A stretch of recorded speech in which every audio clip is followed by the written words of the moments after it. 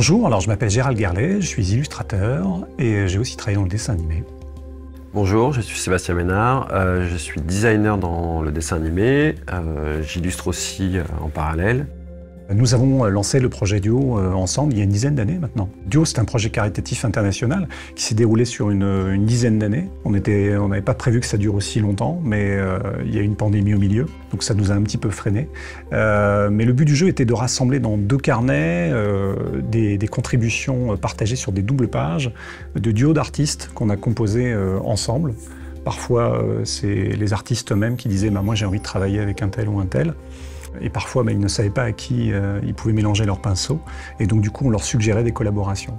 Les artistes qui composent Duo sont issus de la bande dessinée, de l'illustration jeunesse, de la communication visuelle, du dessin animé, du cinéma d'animation. Oui, tous les milieux graphiques sont représentés. Donc, c'est vrai qu'on a essayé de, moi, travaillant dans le dessin animé, d'amener des gens aussi de l'animation.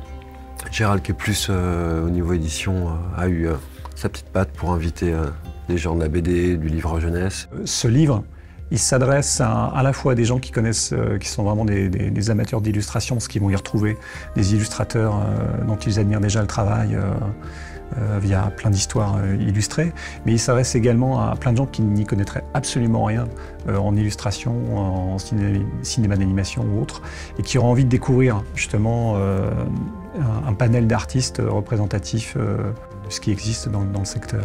Le premier duo d'artistes qui a participé, c'était Clément Lefebvre avec Lionel Richerand. C'était au Café du Commerce dans le 15e en 2010. Et donc le carnet était vierge. Toi, tu n'étais pas encore dans l'aventure et c'est justement Clément Lefebvre qui m'a dit « Tu ne peux pas faire ça tout seul, c'est des duos. Je te propose de faire ça avec Sébastien Ménard ». Et du coup, c'est comme ça qu'on s'est connus et après on a travaillé même ensemble. On a travaillé ensemble, tout à fait. Et je pense que c'est important de préciser que le carnet, en fait, aucun des 2 carnets n'a jamais été envoyé par la poste ou quelques systèmes de courrier que ce soit. On a vraiment tenu à ce que les artistes se rencontrent et déterminer eux-mêmes le lieu de la rencontre. Que ce soit dans les ateliers respectifs, ça c'était intéressant, ou sinon dans un café à l'occasion d'un dîner ou autre. Mais en tout cas que les gens vraiment se rencontrent. Sur le fait qu'il allait de main en main, c'était très important aussi, au-delà de la logistique, parce que bon, c'est vrai qu'à la poste on pouvait le perdre, enfin il y a toujours un risque qu'il soit perdu, même physiquement. Mais c'était surtout qu'il y ait une rencontre, en fait, que les artistes se rencontrent, c'est-à-dire hors le duo, mais que des duos puissent se rencontrer et dire bon bah on vous le passe. Il y a eu des invitations où on avait un duo en tête, on leur a proposé. Ça a globalement toujours été accepté. On n'a jamais eu de quelqu'un qui a dit « Ah non, mais moi je ne vais pas décider de faire mon duo avec lui » ou voilà, c'est jamais arrivé, je vais être très honnête.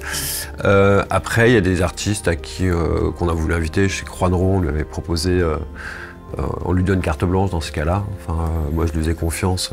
J'avais envie d'une part qu'il le fasse avec quelqu'un qu'il apprécie beaucoup et que ça se passe bien. Et c'est lui qui a suggéré Frédéric Pillot et c'était parfait.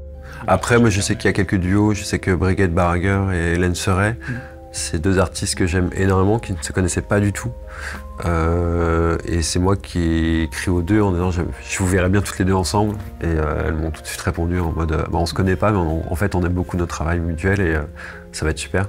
Il s'agit en effet d'un livre dont les ventes sont au profit de la Fondation EPIC. Alors pourquoi on a choisi la Fondation EPIC? Parce qu'on a un grand souci de transparence. C'est pas évident de dire alors qu'est-ce qu'on va faire, surtout que c'est international. Donc, oui, et bien une association française, c'était compliqué parce qu'on se dit c'est français, mais non, en fait, il faut que ce soit international. Moi, j'étais très soucieux aussi d'être sûr que les fonds aillent vraiment directement et le mieux possible en intégralité. Parce quand même. Il y a pas mal de fondations, d'associations où une partie du budget est pas mal consacrée à la communication. Et enfin, c'est souvent ce qui est ressorti à la consultation des artistes, c'est que l'argent vraiment aille sur le terrain, soit vraiment qu'il y ait une traçabilité. On était vraiment dans le souci de transparence. Et le fruit de nos recherches, en fait, c'est la Fondation EPIC et celle qui a offert le plus de transparence.